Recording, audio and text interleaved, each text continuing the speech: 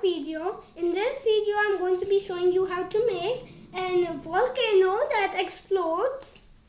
And all you need is vinegar, baking soda, and food coloring. The food coloring is optional, it just gives the color.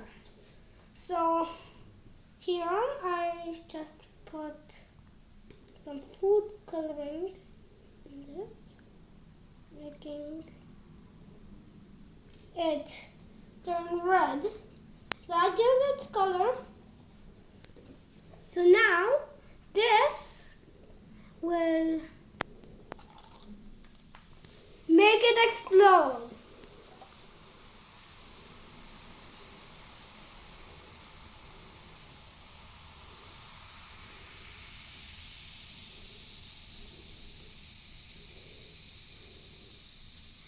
It explodes like this because the baking soda and the vinegar create carbon dioxide, and carbon dioxide is very bubbly.